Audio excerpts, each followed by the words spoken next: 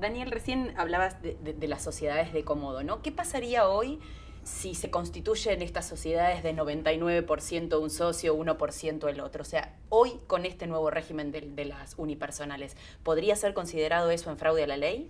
Sí, podría ser considerado en fraude a la ley y específicamente la Inspección General de Justicia en la nueva resolución 7 del 2015 que sacó el 28 de julio y que fue publicada en el Boletín Oficial muy recientemente, va a regir a partir del 2 de noviembre, salvo algunos aspectos que rigen inmediatamente.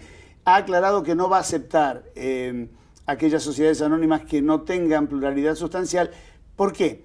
Porque lo cierto es que la creación de la sociedad unipersonal es la creación de un subtipo dentro de la sociedad anónima. El legislador no ha querido, más allá de que estemos de acuerdo o no con la decisión, pero la ley dice lo que dice, el legislador no ha querido permitir esta flexibilización. Lo que ha determinado es lo siguiente. Mira, acá hay dos maneras de constituir una sociedad anónima. O la hace pluripersonal bajo el régimen general, donde es un contrato plurilateral de organización y funciona como todas las sociedades anónimas y la pluralidad es un requisito porque si no, no hay contrato. O hacen hacer la sociedad anónima a través de una declaración unilateral de voluntad regida por el artículo 1800 del Código Civil y Comercial de la Nación, nuevo, y tenemos una sociedad anónima unipersonal, que tiene requisitos que para la pluripersonal no los ha establecido la ley. Entonces diferencia los dos tipos. Ahora, lo que el Código tampoco ha dicho es qué pasa con el ir y venir de la unipersonalidad. Porque desde el punto de vista constitutivo, probablemente esté bien que el registrador efectúe un control para ver si puede o no puede hacer esto. Al inicio. Al inicio. Ahora, el tema es que yo puedo ir y venir de la unipersonalidad. Entonces, ¿qué vamos a tener que hacer? ¿Va a tener que adaptarlo? ¿No va a tener que adaptarlo? Bueno, la Inspección de Justicia justamente coloca algunas normas reglamentarias en este aspecto diciendo que, bueno, que no negará la inscripción ni considerará que hay una causal insolutoria, pero si es del tipo que puede convertirse en unipersonal, podrá intimar a que se adecuen los requisitos o las formas al régimen de sociedad unipersonal. Desde mi punto de vista, creo que esto no va a ocurrir y que las sociedades van a ir y venir de la unipersonalidad y poco a poco la jurisprudencia va a ir generando algún criterio o alguna idea de qué hacer con estas situaciones. Pero démonos cuenta que es muy fuerte decir, bueno, usted tiene una sociedad pluripersonal, si el socio le compra a su socio porque no quieren ser más socios, viene una suerte de readaptación a la sociedad unipersonal, cambiando denominación social, régimen de fiscalización permanente, integración de los órganos de administración y fiscalización. Y después consigo un inversor y vuelvo al otro régimen.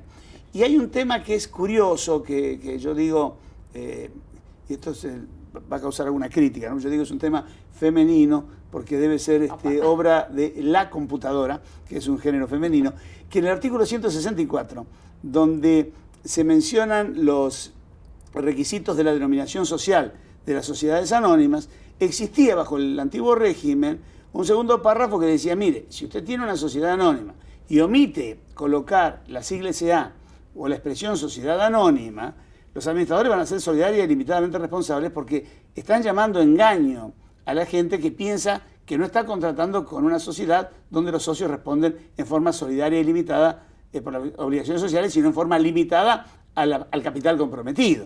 ¿No es cierto? Y ahora ese párrafo desapareció. Pero no hay ninguna explicación de por qué desapareció.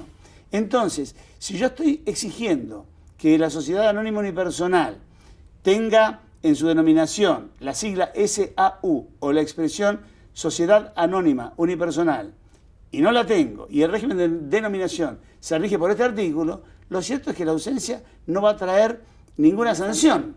Entonces, me parece que esta es una cuestión desacertada y que ha pasado inadvertida, y yo no creo que haya tenido un propósito, porque en ningún artículo, en ningún comentario se ha dicho nada, y a veces pasa. Ya pasó cuando se reformó la ley 19.550 por la 22.903, en el año 1982, ya hubo también algunos errores de computadora, y un antiguo camarista comercial y profesor de Derecho Comercial, doctor Buti, decía, problemas de las mujeres, errores de la computadora.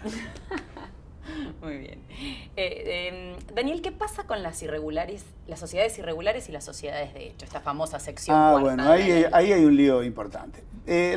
Acá yo creo que hay que dividir dos cuestiones. ¿Qué pasa con las irregulares y de hecho que existían antes de la vigencia del Código y qué va a pasar a partir de la vigencia del código. Yo creo que son dos cosas. Si nosotros miramos para atrás, todo aquel que tenía al 31 de julio del 2015 una sociedad irregular o una sociedad de hecho con objeto comercial, lo que seguirá teniendo es una sociedad. El que la tenía irregular, seguirá teniendo una sociedad irregular. Lo que ocurre es que a partir del 1 de agosto, ya el hecho de la irregularidad no le traerá a él las sanciones tan fuertes que traía la ley 19.550 bajo el régimen de la ley 22.903. Es decir, no van a responder en forma solidaria y limitada por las obligaciones sociales contraídas a partir del 1 de agosto del 2015. El contrato será oponible entre ellos a partir del 1 de agosto del 2015. El contrato será oponible frente a los terceros que lo conozcan a partir del 1 de agosto del 2015 y quedarán regidos por el régimen de la sección 4 de estas llamadas sociedades que yo llamo libres, simples o residuales y que la ley llama no constituidas conforme a uno de los tipos del capítulo 2 y otros supuestos, ¿no? Una cosa amplia, como para que no quede duda que hay un amplio margen de cobertura. Las sociedades de hecho, por su parte, van a estar sin duda dentro de la sección 4 y también a partir del 1 de agosto tendrán este beneficio de no estar incluidas en las sanciones que tenían respecto a las obligaciones y la situación que presentaban hasta el 31 de julio.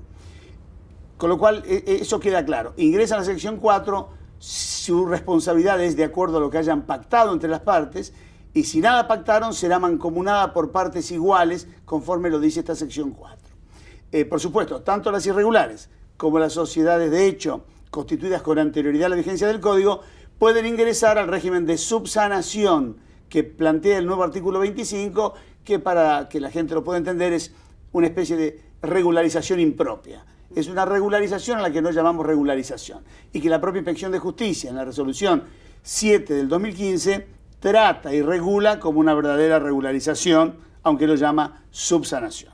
El tema es qué va a pasar con las nuevas sociedades, las que se constituyen a partir del 1 de agosto, y ahí viene un gran debate. Quienes dicen, bueno, no va a haber más sociedades de hecho.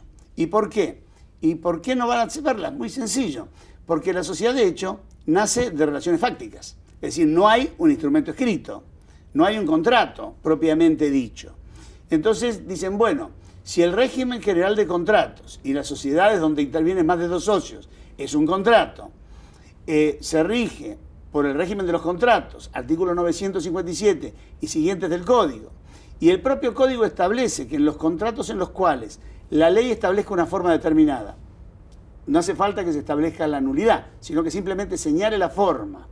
Si no se cumple la forma, el contrato no nace, sino que queda conformado como un contrato en el cual se obligan a otorgar la forma o el instrumento correspondiente. Nos encontramos que las sociedades comerciales, hoy llamadas sociedades generales, pero que siguen siendo comerciales, tan comerciales son que todo el régimen de sociedades se nuclea y se concentra en la ley de sociedades comerciales que teníamos. Bueno, ¿qué nos dice el artículo 4? Que el contrato de sociedad debe celebrarse por escrito. Entonces, una sociedad de hecho parecería que todavía no hay contrato. Y si no hay contrato, no hay sociedad. Y si no hay sociedad, no pueden hacer el sujeto. Pero por otro lado, la sección 4 nos está diciendo otra cosa. Nos dice que ingresan dentro de esta sección 4 de sociedades libres, simples o residuales, aquellas sociedades a las que les falte el cumplimiento de alguna formalidad. Y la formalidad no hay duda que es un requisito de forma. Y el requisito de forma es el instrumento escrito.